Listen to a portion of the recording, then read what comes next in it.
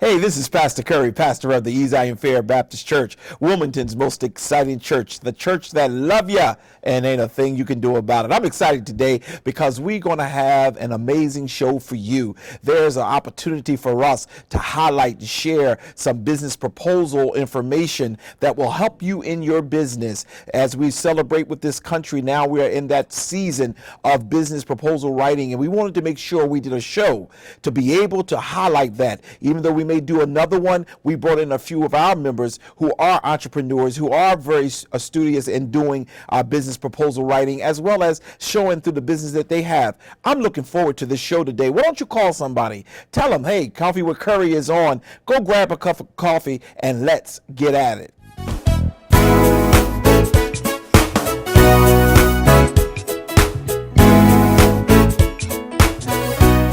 And we're back. It's a joy and a privilege to have, as I indicated to you a few seconds ago, one of our star members here at Zion Fair. And now that we are celebrating this Business Proposal Month, I wanted to bring in our own first. We're going to have some visitors from other places and just share some of the talent that we have here. Welcome, Sister Marissah Temple. Thank you very much. Thank you for having me. Yes, you have a plethora of businesses because you've done so much with us in different areas. But tell us a little bit about your business and your ventures. Well, my company's name is Wellness Works Professional Services. Okay. It is a organizational development consulting company. And what I do is basically help to close organizational gaps, particularly through identifying the gap between performance and expectation as it relates to employees. All right. So do you have any clients at this current time? I do. I work with small organizations, Okay. and I've also worked with larger organizations that service hundreds of people across the state. Now, so when you start talking about filling in the gaps, tell me a little bit about that. Okay. So whenever you develop a company, Okay. I work particularly with people who provide services for other people. Okay. So that would be nursing home environments, specialized services, group home settings, schools, places like that. You hire people based on what your plan is for what the services are that you want to provide. Okay. And sometimes as you're doing that, you find that there are spaces that you missed as that ball starts rolling with your company. Okay. So frequently people meet at the table, they decide, this is how we want to move forward, Okay. but they might not necessarily have the resources available at the time to take that plan from the conference room table to actually implement it, because there's still a program that you have to keep going. Okay. And so what I do is come in and help to identify what those issues are, provide the manpower and assistance in helping to implement special programs so that your company gets what it needs. Oh, excellent, excellent. I didn't even know you were doing all that powerful stuff. We may have to bring you here to the Zion Fair organization. Marissah, you've been with Zion Fair for over 10 years now. And your mom is a part of us as well, so the whole family, and your daughter as well. Tell me, what would you consider to be one of your strongest challenges while running your own business? As it relates to my time at the church, or just generally? No, just general. Okay. Because I am working for myself, Okay. I'm developing my own timelines. Okay. And I have to remember that I need to be accountable for myself the same way that I would be if I was going to another employer. Okay. So maintaining appropriate timelines and making sure that every single day there's some effort that's going into helping to develop my business, I would say would be the most challenging thing. Yeah, when I first realized that you were doing your own your entrepreneur work, it was more with the certification with CPR and things of that nature. And you do that here for the center, and I'm sure you do it for many other people as well. Tell me a little bit about that before I go into the business plan writing aspect. Okay. So I offer specialized services. Okay. One of the specialized services that I offer is CPR and first aid training. Okay. That I've actually been doing since 2005. Oh, wow. So I've always known, since before then actually, that I wanted to contribute in a way that helped to develop people in the workplace. Okay. And God has actually taken me through a lot of different challenges as it relates to my professional development, which has helped me come to this place. Okay. So providing services like CPR and first aid is for me a double layer as it relates to helping. Okay. Because I'm first helping to educate people on how to assist, and then the people that they are around tend to benefit from that because of the education that they've received. Okay. So that would probably be the most important thing for me as it relates to CPR and first aid. Right.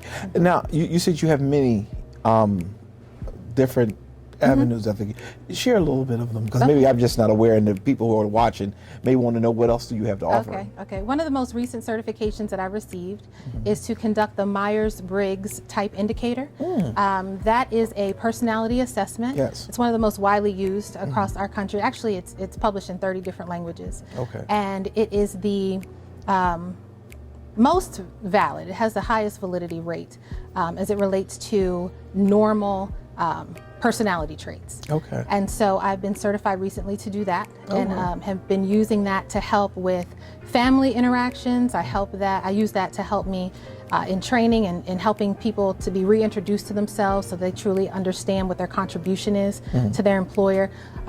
So I have that as a specialized service, and then whatever it is that I need. So I'm not going to necessarily have every single certification available, but I try to connect myself with people who I can utilize as resources when I'm working in special projects. Okay. So you were talking about the Myers-Briggs, and I guess when you first came on set, you immediately knew that I was A-type personality, or did you need to do an assessment to see whether or not I? We can spend some time on the assessment later. As soon as you said that, I said, "Oh wow, she's going to be evaluating me as we're talking," which I think is really great, and it's wonderful to see how you have really expanded your business, your ability to assist others. Especially small businesses, because I think when we come out of this pandemic, we're really going to find small businesses going to really bloom, because there's a great emphasis already on, because they've lost so much. Absolutely. And the kind of services you are providing to help fill those gaps, I'm sure is going to really take off and do very, very well. Thank you so much. Well, there's another aspect, everyone often see the end product. They'll see the business doing well and all that good stuff, but there's an initial part of writing that plan. Right. And that's what this month is about. It's about the business plan writing. Tell me, first we'll ask you how you did yours, and do you offer the type of services as well? Yes. So in your own word. Yes, absolutely. I do offer assistance with business plan writing and strategic planning for myself, because obviously everyone needs different things. We all process information differently. Right. I am a cluster thinker. Okay. So I have lots of ideas at the same time. And so what I have to do is flush out what my ideas are, because I see the big picture. I see the end. Okay. And so then I have to backtrack to figure out the steps that it's going to take me to get to that picture that I see. Okay. So for me, my process was to brainstorm and identify what direction I actually wanted to go in first. Okay. Because you cannot hold on to every single avenue at first doesn't mean that those things won't be achieved. Okay. You just need a starting point, whatever your starting point is going to be. So I had to really nail down specifically what services I wanted to focus on first. Okay. Okay, and then from there, develop my business plan. The first thing that I ask for people to do is to legitimize yourself. Oh, wow. Lots of people talk about their hustle, their drive. And that's a thing that you do. That's innate. Your ability to move forward, put all your effort into something, make things happen. Those are all amazing traits, but your business is not a hustle. Gotcha. So you have to legitimize your business. So whether that is establishing yourself as an LLC, or whatever direction that you want to go in, start there. Invest what you would invest in someone else into your business. So now that you've established your LLC, because you don't need a business plan to do that, Right. That's a part of the plan. You need to then figure out specifically what you want to provide. Okay. So when you're developing your business plan, you're providing a executive summary, which talks about the services that you're providing. You can then move forward to develop write how you are going to deliver those services. Who's going to be responsible for making sure that those services are being implemented appropriately, what the funding for those things looks like. So it's a step-by-step process that starts from one picture. Gotcha. And so then once that one picture is achieved, you can then continue to develop your business plan as much as you want, expand as much as you want, because you're developing it, just like you're developing a resume. You may start with 2 employers. And then after, you get more work history, you change your education, you update your resume. You don't necessarily have to start all over again, but you're continuing to develop it. Excellent, excellent. Now, one of the things I heard you, because I'm very big on the generational, well, whether it be baby boomers, X, Y, the current generation, what do they call not the X, not the Y, but the millennials. Okay. And you made a comment, and as soon as you said it, immediately went to them.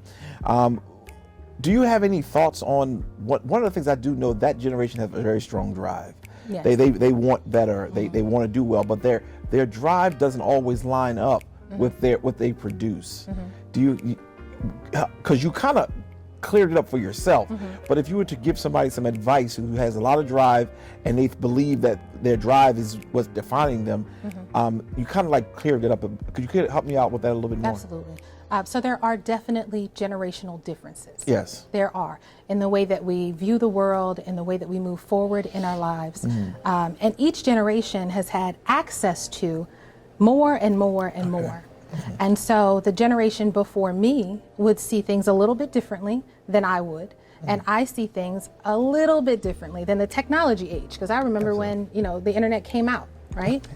And so because of that access, the way that someone might think or feel about things is going to be different. So if I'm always used to having something, I'm used to having it. I don't necessarily need to develop any particular avenue to get there, because in my mind, I'm used to having it. So that's what I want.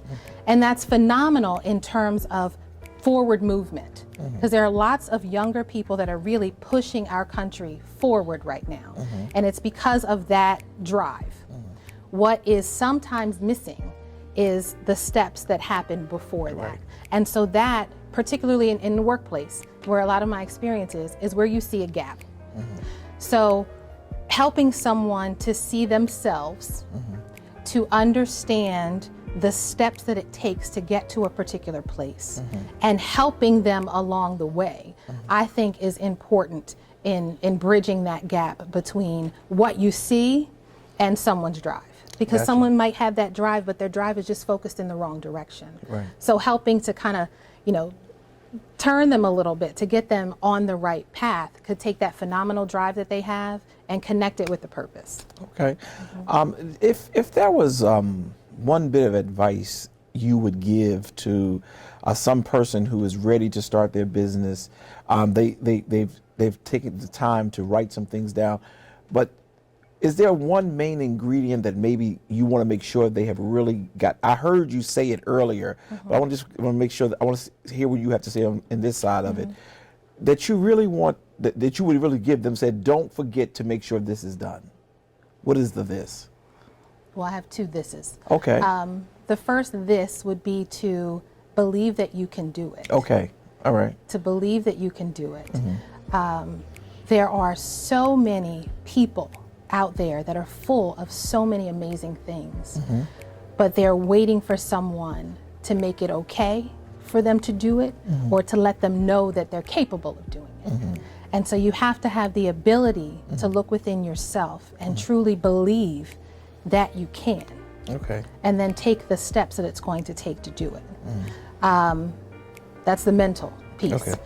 The second piece, the tangible piece, would be to connect with someone who's doing something similar to what it is that you want to do. Okay.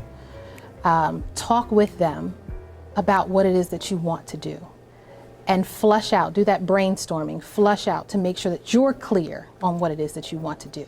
Sometimes we get a feeling inside of us that says this is the direction that you're supposed to move in, but you don't necessarily know what that direction looks like. So brainstorming and connecting with someone who's similar minded in terms of your path is helpful. The first round was to make sure you believe that you can do it. Yes. And you hold on to that belief. Yes. The second part, in my own words, it's connecting with almost like a mentor. Yes. Someone who's there and can show you some things or help you to flush out things. I think that's what's kind of missing in some of the current reality. Well, I shouldn't say that, just in general. A lot of times we have this idea, but we believe we're on an island. And I'm going to be the first to do this, or I'm going to do it better than anyone else. So I don't need to talk to anybody else. But in order to do it better, you have to first know how it was done. Right. I think that's very good, and thank you for that bit of advice for those who are listening and deciding that I want to go out, because I've watched carefully, whether it be on YouTube, whether it be wherever. People have so many ventures that they go on, and it drifts away. I was sharing with we have a 5 a.m. Prayer call, and I was sharing with them last week how for 4 years consistently we've been on this call 2 times a week. And no interruption. It's been 4 years? It's been almost, well, not yet. It's almost 4 years. Wow. It's just interesting. But that's what happens when you are consistent. You don't even look at the time. It's not a drag. And I was sharing that because all too often we start out excited. Right. We have the energy. Right. And then all of a sudden it just drifts away. Fizzle. We don't try anything new. We don't try to change up things. So I think that was very good and very helpful. This month, as we celebrate and acknowledge writing these proposals, I thank you for the tips that you've given us. And I appreciate the fact that you took the time, who is doing very well in their business. And matter of fact, you have a plethora of businesses because you just do a little bit of everything. and it's just interesting. How could, if someone wanted to call you, Marissah, and just talk with you or consult or hire you or whatever, how can they communicate with you? Well, I can be reached via email, info@wellnessworksproservices.com, or by phone. Number is 1-800-381-8137. Hey, all right. That's how it is when you ask my house phone number. I don't know that number anymore too much. I gotta look at my phone for it. Okay, so we can reach you by email, and we can reach you by telephone as well. Do you? I also have a website. Tell us your website. It's wellnessworksproservices.com. Wellnessworksproservices.com. All right, so you'll see that pop on your TV, on your screen, because I want to make sure people had an opportunity to really see and give her a call. I mean, at the end of the day, in order for you to make things better in your life and in the plan that you have, it is important that you align yourself with people who have been there or who know how to get you there. So I think this was a great opportunity for us to start off our show today. So we're going to be back in just a second with brother, or should I say attorney, Sam Pratcher, who's going to be a part of our show. We'll be right back.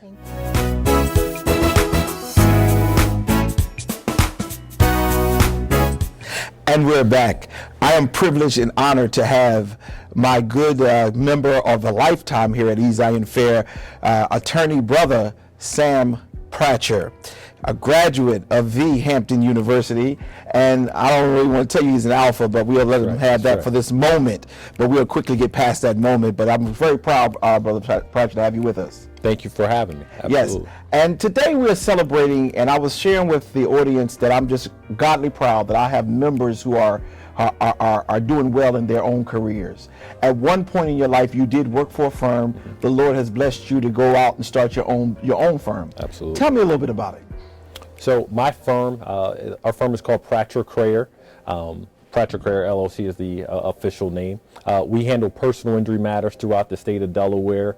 We're talking about people that have been injured in auto accidents, injured at work, slip and falls, and also some nursing home abuse. So that's the focus of our practice, but we get calls on various areas of the law, and we typically have other referral sources where we send clients out to other people who handle other matters that are outside of our actual areas of expertise. Yeah, I know that as a reality because I've called you a couple of times that wasn't doing with anything with personal injury, but you gave me the right reference and got me connected to the right people. We appreciate that. How long have you had your business, Sam? So my business started in November of 2017. So we're over 3 years now. Okay. I can't believe it's actually over 3 years now, but 3 years in the state of Delaware, handling those types of matters, and everything is going great for us. Really?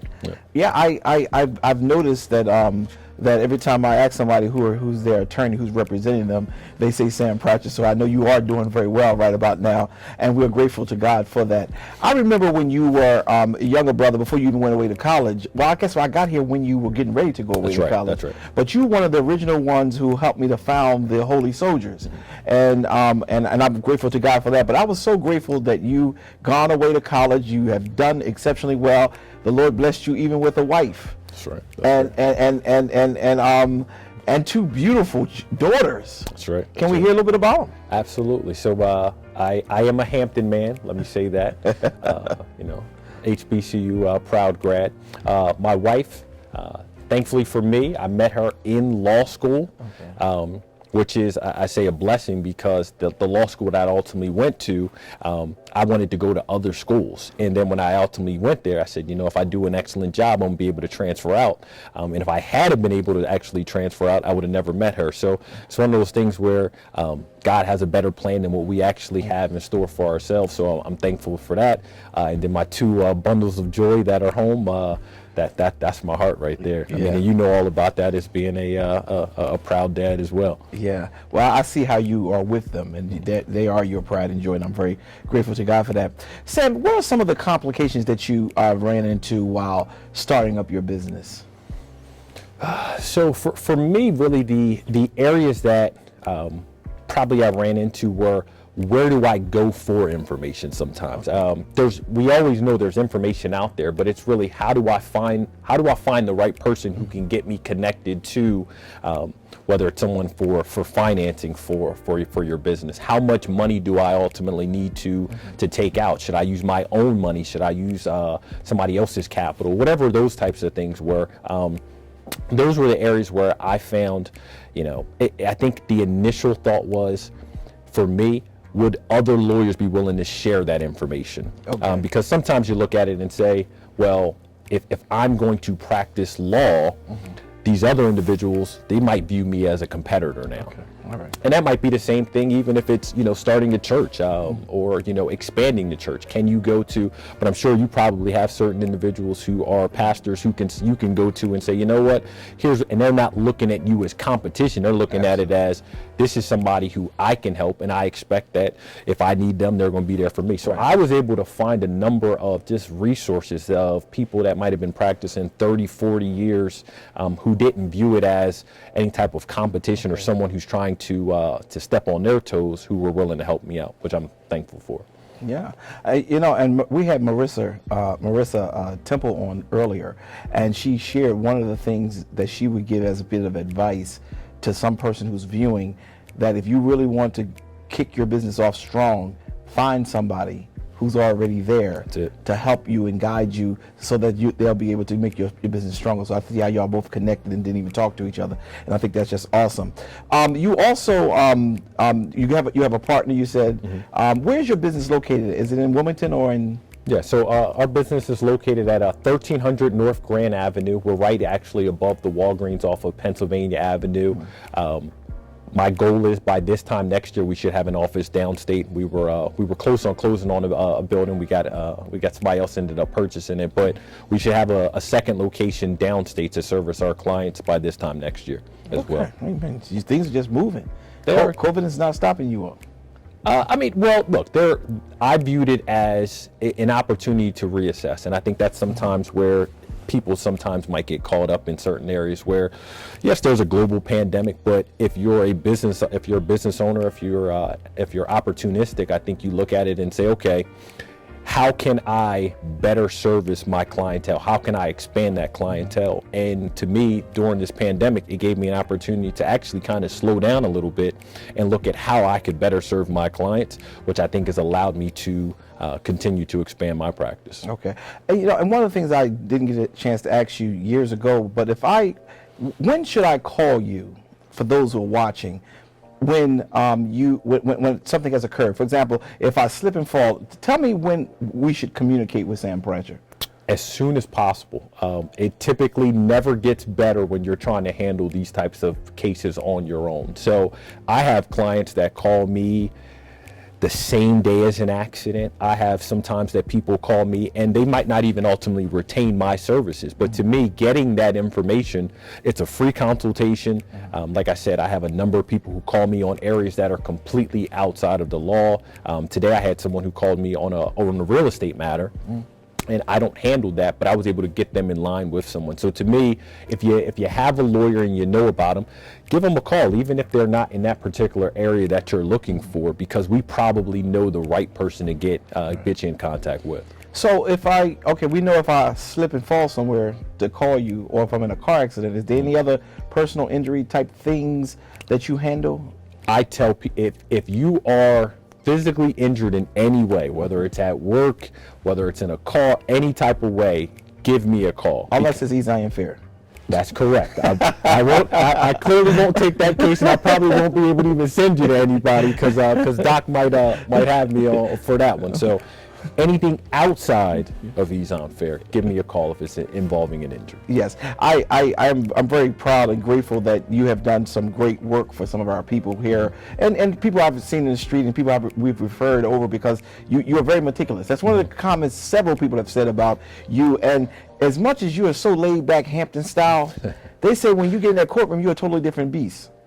But that's for a reason. So I'm. You know this, piss poor preparation. It's like if you're prepared for something, I'm ready for what is ultimately going to come up in a case. And more importantly, I view it as there is not that many African American attorneys in the state of Delaware who practice law. So I know that every time I step foot in a courtroom, that might be the only time that month that a judge sees a person like me. Right. That's ultimately handling a matter. So it is totally different from whether it's my partner or someone else who's Caucasian, who, if they step in the very next case, it's likely someone who looks like them. So if I am not prepared, if I'm not over prepared for something, it's a reflection to me, not just on me, but on our race. And I'm never going to want to disappoint us in any type of way. Yeah, and that's been your trademark all the time I've known you, even before you got those wonderful letters behind your name. Sam, let me turn the corner just a little bit, and let's talk a little bit about because this is this time we talk about business proposal writing for those who are out there trying to get their business together and they got a plan or whatever.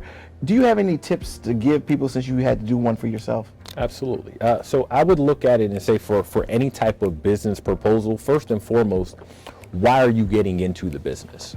Okay. To me, that is something that banks are going to want to hear. And if money's the major motivating factor, I think you're potentially in it for the wrong reason already. So to me, when I was preparing my business proposal, my main focus was to say, we're going to be the preeminent law firm for a personal injury in the state of Delaware, and our focus has always been on servicing the clients. Okay.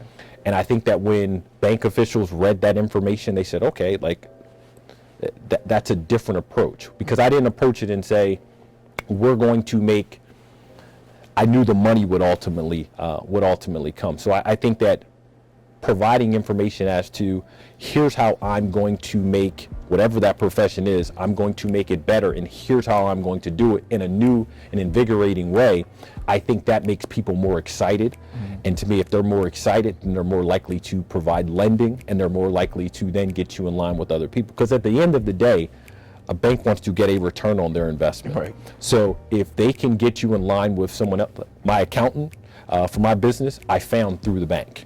Okay. So I think they looked at it and said, okay, he's got the right steps, but he needs to make sure, because in the end, if I fail, they've down invested in someone that they should not have. So there are a number of people out here who want to see you succeed. Mm-hmm. Find those individuals, and like I said, whatever area it is, don't view it as, okay, I can't go to that person because they might view me as competition, because there's a number of people out there that have a completely different view who will be likely willing to help you out. Yeah, okay, that's good. How do we, earlier you gave us your address. Tell us all of the forms that we can communicate with you. Okay, so my office phone number, 302-803-5291. Again, 302-803-5291. My email, a little bit longer, so it's sdpratcher, PRATCHER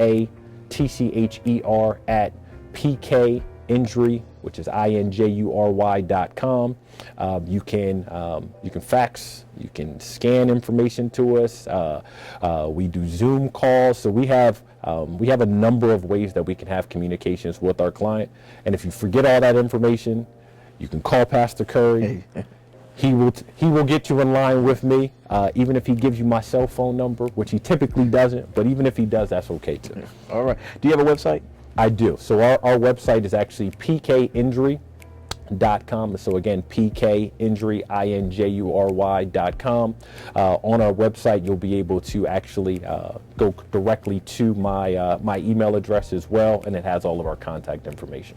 Sam, if somebody belongs to a civic organization or to a church, and they want to bring you in to talk to their people about personal injury and making sure they know their rights and things of nature, how do you do that kind of work as well? I do. So, I mean, this year has been a little bit different just because you can't have those actual in-person settings, but there's a number of things that, I participate in for the Delaware Bar.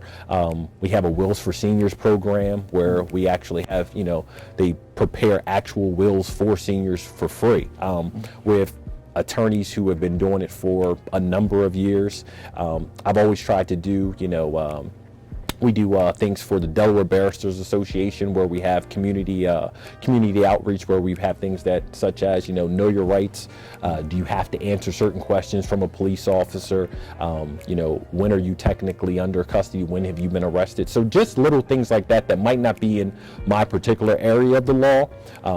But we still have that general knowledge as to certain things that just helps to make our community safer. Good. And I think that's very good information because you never know who's watching, and sometimes people don't know their rights and they got organizations, but like you said, you can do a Zoom call with the group if you need be or whatever, and I'm glad to see that you're fully functioning. Let me turn the corner one last time before we end this time together because I'm very proud and happy that you're with us today. What made you go to Hampton? This is an excellent story. So, I was all lined up to go to Howard University. And before I continue the story, my wife should no longer watch the rest of this video. So I'm all set to go to Howard University. My best friend, we both go to Salesianum together. We've gotten our acceptance. Everything is moving forward. Someone tells me about Hampton having a high school day. So I go to Hampton for the high school day. I step foot on the campus. I see some of the most beautiful women I've ever seen in my life. I get on the phone with my best friend. I tell him, we're not going to Howard, we're going to Hampton. Now my wife can watch the rest of the video. So Hampton was an unbelievable experience. I love it. I'm proud of my school. We are the real HU. I still stay in contact with so many people that I went to school with, and I wish I could have gone back for my 15 year this year, but with the pandemic. But yeah, 15 years. You're getting old, my brother. I'm already old. Already old. I see. 50. Oh my gracious! I remember when you went. Yeah, oh my God. 15 years. Wow, that's awesome. Well, your wife could have continued to watch because I don't care how beautiful they were. She became the prize. She's even more beautiful. Absolutely, and that was before I knew her anyway. So it's right. Okay. Absolutely. Amen. And she's a lawyer, but she's watching every word you're saying. That's right. That's true. So, but that's good. And what are some of the exciting things that you do on campus beyond the lovely ladies? Well, I stayed in the books the bulk of my time. Oh, really? We are in church, so let me. Okay, but then we'll move on. Then we'll move on. No. But I participated in. We had a student leadership program, a number of things.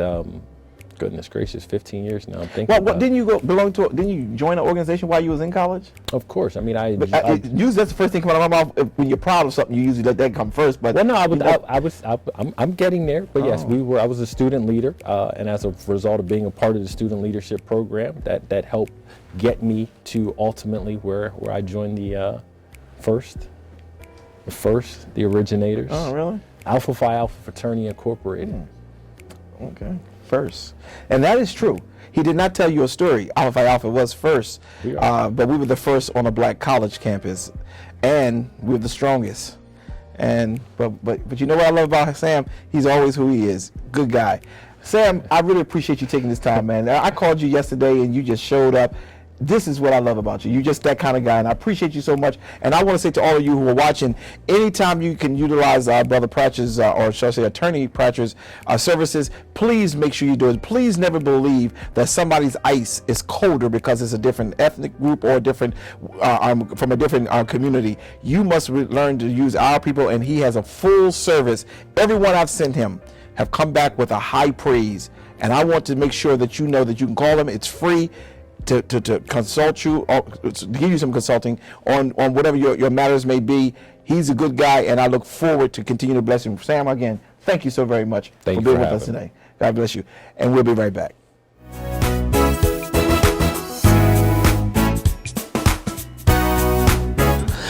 And we're back. I'm just hopeful that you had an opportunity to really receive and glean from some of the information that was given to you today. I'm a proud pastor to have such talented individuals in our congregation. Sister Marissah Temple, she's a graduate of Morgan State University, HBCU, Historically Black College. She did very well by herself and is doing very well, not only for her business, but also for the community as well. We had the opportunity to interview Brother Attorney Sam Pratcher, who was born in this church, and he's doing very well with his practice. He had an opportunity to work for another company at one point, another law firm, but now he has his own. And I'm just grateful to God to have such talented individuals who can join us on this Coffee with Curry and give out such information. Brother Sam Pratcher, or shall I say Attorney Sam Pratcher, is a graduate of the Hampton University, which is also one of the icon HBCUs in our country. I'm just grateful to God, and I appreciate all of you who have had an opportunity to view our telecast today, and I pray that you've gotten some information that will bless your life and that will help your life. Until we get together again, God bless you.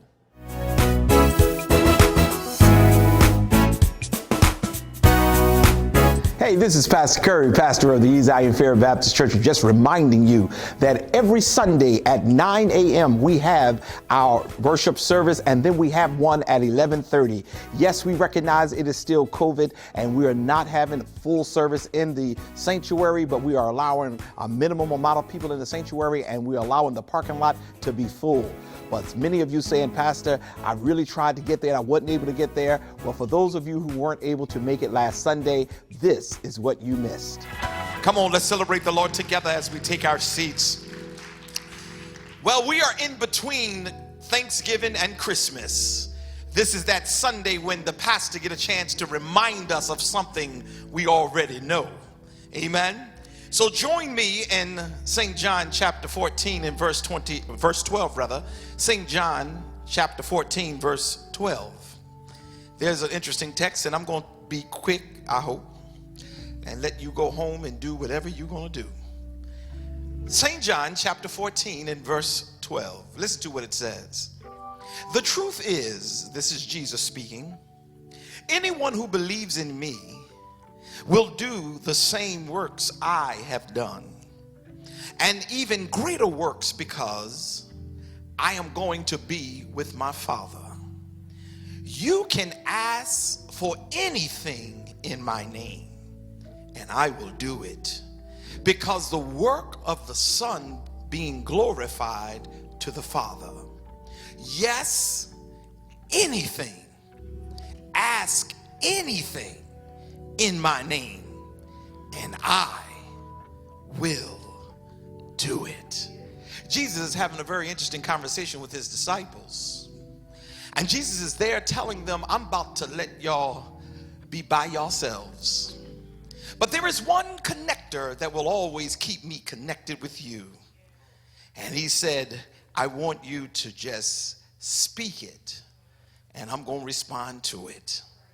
It's the top part of the text that says, you can ask for anything in my name, and I will do it. Today, for just a few moments, I want to talk from the thought, praying with purpose. Praying with purpose. Come on, touch yourself and say, it's time for me to pray with purpose. Amen. In this world, there are many things we learn in the faith that we are in.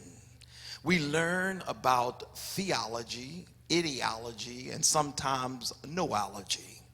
We learn, and we learn. Some churches have the big signs, some have the little signs. Some pastors are important, some pastors are not. There's just so much we learn. We learn how to hold up our finger when we're going to walk and move around in the church. We learn how to say the appropriate introduction to our testimony. First, we give an honor to God, who is the head of our lives, to the pastor, the saints, and we learn so much as we walk in this faith. But Jesus leaves us and left us something that was powerful that we must make sure we understand. The tool that he left us is the tool of prayer. Somebody say prayer. He have left us this tool of prayer because he knew that it was time for him to go back to his Father. Having this conversation with his disciples felt that, Lord, you can't leave us now. This is not the time to leave us. You've just healed the sick. You've raised the dead. You've done so many wonderful things. And now is not the time. But Jesus, in his own fashion, decided, I'm going to leave you with a key. I'm going to leave you with something that will keep us connected. And what he tells to them, he says, and if you use what I leave you and keep up the faith, I guarantee you anything you ask, you going to get it. Can I get help in the church today? He leaves them with prayer. And I've come to understand that many times most of the struggles and the trepidation that's in our lives is a result of our lack of prayer. You can be important in the church. You can look important. You can have the best weave in the church, sing with the best voice in the church. But when there is a lack of prayer in your life, it shows up, because so much else will come ringing out, because prayer is the glue that keep us together. Prayer is the glue that keep us connected to the one, the vine that has all power. And when there is people who are calling themselves saints and children of God, and they don't have a prayer life, then in actuality, they're an empty wagon with just one rock. Talk to me, Pastor. What do you mean, Pastor? An empty rag wagon with one rock, meaning they making a lot of noise, but they ain't saying nothing. They making a lot of noise, but they ain't going nowhere. And God is saying to us in between Thanksgiving and Christmas, don't forget to pray. I told the saints, Mom, at the earlier service, I said, when I first became pastor and I wasn't calling you, and you reminded me, don't forget to call your mother. Because you can be important to the church people, you can be important to all the other folks, but don't forget to call your mother. And I put that into a sermon form because that's what Jesus is ringing out right now. I've been good to you. I've taken care of you. I've opened doors for you. I've made ways for you. When people turned on you, I stood by you. And now you think you're a little big, and you think you're a little brass, and you think there's just something. You're forgetting to talk to me. But my brothers and sisters, don't let a calamity have to happen to remind you that you need to pray. Oh, I wished I had two people in here that's with me today. I remember Charles Spurgeon once wrote, nothing brings such leanness into a person's soul other than the lack of prayer. Pastor Matt Yancey Jr., who was my pastor, he was famous for saying 7 days without prayer makes 1 week. Because the truth of the matter is, if you don't pray, you're going to be weak. Oh, help me preach today, Pastor. Listen to me. Prayer is essential. We don't like to do it because it causes us to have to empty ourselves out. We don't really want prayer. We just want the results of prayer. And now I'm not really talking to you who are in the parking lot, you in the sanctuary, you on Facebook, because I know you pray all the time. But between the Thanksgiving and the Christmas, the pastor just want to leave a simple message. Don't forget to pray. I know. See, stuff is starting to rise up. Things are starting to happen, and you're not understanding why they are happening. Can I tell you why? Because you're forgetting to pray. Can I get some help in here? And William Law said it this way. He said, those who have learned how to pray have learned the greatest secret to all happy and healthy and holy living. Because when you know how and the worth, not the words, but the worth of prayer, your life becomes augmented. When you truly understand the value of prayer, it becomes you and you become it. My brothers and sisters, here's the crux of the matter. If one is not praying, guess what's happening? They're playing and straying. You can be the chairman of the deacons, Brother Chairman. You can be the chairman of the trustees. You can be the chair of the ushers. It doesn't matter. If you don't have a prayer life, you're just playing games and straying. You're acting like you got it when in actuality you don't. And on this Sunday between Thanksgiving and Christmas, Pastor just want to remind us before he comes to the end of the sermon that you got to pray. Come on, somebody say you got to pray. You know why you gotta pray? Because trouble won't stop coming. You gotta learn how to pray, because trouble will happen when you least expect it. But when you understand the true essence of prayer, it doesn't matter when trouble hit. You already know what to do. When things try to take over your life, when you feel worthless and feel like giving up, you already know what to do when you are a person of prayer, because you've learned, if I can just bend my knees, God is gonna work it out. Do I have a witness in here today? I discovered something, Brother Chairman. I discovered something, and one of the things I learned about preaching is that you got to give illustrations so people will clearly get what you're trying to say. I just learned something on the Discovery Channel, a channel I really don't like too much, but because I got a daughter who loves the Discovery Channel, every now and then I act like I'm looking at it with her, and I discovered something I didn't know. With all the degrees I have, I thought I knew everything, but I discovered that that the bird has a unique ability. When you look at the bird on the line, on the tree, on the branch, they there, and there is no stress. They lay there, and at nighttime, not lay there, but they hang on there. And at nighttime, when you're sleeping, you believing they're sleeping. But it had to come up in your mind at some point, how in the world can a bird stay on a branch and not fall off when they fall asleep? It didn't dawn on me until they were studying it on this Discovery Channel, and they discovered that the way God made birds is that whenever the bird is on something, whether it be a branch or it be a pole or whatever they're on, for them to sit down means they're going to bend the tendons in their knees. And what that does is it automatically causes their legs, their claws, or whatever you want to call it, to lock. I know I'm taking a little longer than I did at the 8 o'clock with this, because I want to get you to get the picture. The bird is on the branch, and as soon as the bird sits, really the bird is bending, because his legs go in a bent position, and the tendons in his legs causes his claws to lock, which means whatever he's bending on, he's locked to.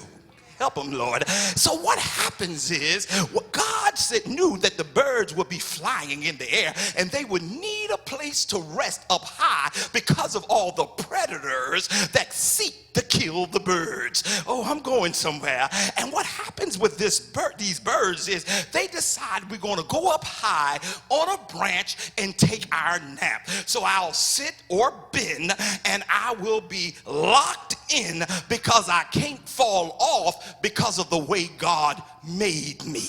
Well, I thought about that thing. Think about where God has you today. God has said, whatever happens to you, I have so built you that whenever you are on bended knee, knees. You are locked in. Whenever you pray, you are locked in because of the God that you serve, which means you don't have to worry about giving up because you're locked in. You don't have to worry about the storm overtaking you. That's what Paul meant. You are more than a conqueror. You going through hell, but because you're locked in, guess what happened? The hell can be around you, the hell can be in front of you, the hell can be behind you, but because you're locked in, the hell can't overtake you. Somebody needs to know the true value of prayer. The true value of prayer is that when we talk to God, when we talk to God with a sincere heart, God will respond. Now, I'm just going to take a quick survey. Is there anybody in here today who really had a conversation with the Lord? I'm not talking about just this morning, but I mean, have there been a point in your life when you just had a talk with Jesus and the end result was greater than what you were praying for? You prayed that God would do one thing, but because you stayed on your knees, God did so many other things. Do I have a witness in here? My brothers and my sisters, you are built to last, but God has left us with a key, and the key is prayer. You got to understand that prayer is what's going to get you out of what you're going through. You got to understand that weeping endures for a night, but joy comes in the morning. But between the night and the morning, it's prayer time. Come on, touch yourself and say it's time to pray. Yeah. Well, Pastor, I hear you, I feel you, I understand what you're trying to say to me, but you don't understand. I've been around church for a very long time, and they've been teaching me a whole lot of stuff. One of the things the church folks taught me, that prayer was a magical wand. They act like it's just a magical wand. They believe that all you have to do is wave a prayer around and you'll get what you want. Pastor, I tried to wave my request around and I was going to get what I want, but it did not happen. Can I help somebody? Prayer is not about you just waving some magical wand around and for you to get your prayers answered. That's superstition. Some people believe that prayer is an emergency kit. See, this is how they use it, Sisters Woodland. The only time they offer a prayer is when there is problems. They don't pray when everything is happy. They don't pray when things are going right. They only pray when there is a problem, which means they believe that prayer is just an emergency first aid kit. But I learned something in the Word of God. I've learned that the Bible says that man should pray always. See, I don't know where these folks come from, where they believe that the only time I need to lift my hands to the Lord in praise and prayer is when I'm going through something. But I learned something. When I pray and ain't nothing wrong, God put some stuff on credit for me. Oh, I wish I had help right there. God put some stuff on. Sometimes you don't even know what to pray about. You don't know about the sickness that's around the corner. You don't know about the problem that's about to face you. You don't know about the car that's on Newcastle Avenue that's going to run into your car. So sometimes you got to live in a zone where prayer is who you are. There are other people who think that prayer is a spiritual tug of war game with God. You go to God and God come back to you. It's like a salesman trying to sell you a car, telling you, here's our price, and you go back and tell them, here's your price, and here they come back with their price. Let me tell you something, my brothers and sisters. God is not the God who have to play games with any of us. All you have to do is declare truth to God and tell God what you need, and God will look at the needs of your life and he will supply. Pastor, wait a minute, you said the needs of my life. There is a difference between wants and needs. There are so many wants we have that we just don't need in our lives. Some people want more food and you're already 70 pounds overweight. So sometimes God will put you on a fast.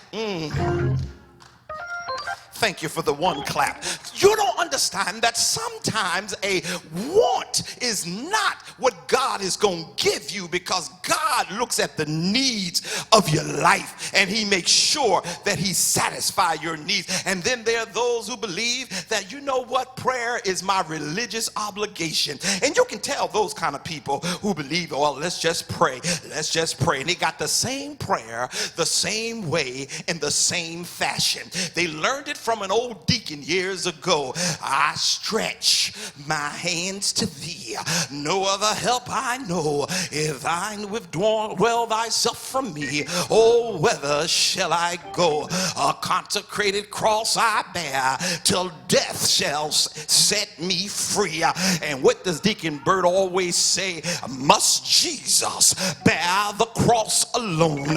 And all the, see, this is what happens when you get caught up in it being an obligation. I got to pray because the deacons have to learn how to pray. I need to pray because people gonna call on me. But let me tell you a secret. God is not interested in you using prayer as an obligation. I pray because I know the needs in my life need to be satisfied. And the only way they can be satisfied is that I have a talk with Jesus. I can talk to the chairman, but the chairman is limited. I can talk to the ministers, but the ministers are limited. I can talk to the pastor, but the pastor is limited. But when I talk to Jesus, oh, I wished I had two people who ever talked to him. When I talk to Jesus, he makes it right. So the question for today is, since prayer is not a magical wand, since it is not an emergency first aid kit, since it is not a tug of war or a religious duty, then, Pastor, what is prayer? Somebody say, what is prayer? First, it's communication between humanity and divinity. You gonna help me because I'm not gonna preach hard this afternoon. Come on, say it. Communication between humanity and divinity. It doesn't matter, Sister Yolanda, what type of relationship we're in. Effective communication is always required. Whether we're in a marriage, in a family, in a business, in a church, or in a relationship with God, our ability to effectively communicate is critical, because there's no way to ever understand, embrace, relate, or support each other if we don't first learn how to effectively communicate with one another. And that's the challenge of this message today. The challenge of this message is to get you to understand that prayer is the only key to your communication with the Lord. You can try speaking in tongues, but that won't help you. You can try coming to church every Sunday, but that won't help you. The only way you can stay in communication with the Lord is that you are praying. Somebody say, it's time to pray. Listen to me very carefully. If we're going to be effective in our communication with the Lord, then we're gonna have to make sure it's a thing that we do often, not just when we're in trouble, but we ought to be praying all the time. When you get your food, you better be praying. When, matter of fact, you better be praying more now than you did before, because they're telling me food is running out. And when you didn't pray over the food that you took for granted, now is the time for you to pray with thanksgiving for the food that he's put before you. Do I have a witness? In fact, James invites us to share in an intimate, up close and personal relationship with God. See, listen, in John 5:15, he says, I no longer call you servant. You're no longer distant from me. God is saying, I want you up close and personal, because a servant doesn't know the business of the master. But where you are in your walk with God, you know what God is trying to do, not just in your life, but in this world that we're in. He says, I call you friend. Now listen, your family you can't decide on. Matter of fact, there are some relatives that some of y'all have, I ain't getting in trouble today, that you don't even want in your family. But you got them because you were born in that family. But then there's something totally different when you have a friend, because you get to choose who your friends are. And Jesus himself is saying, you're no longer a stranger, you're now my friend.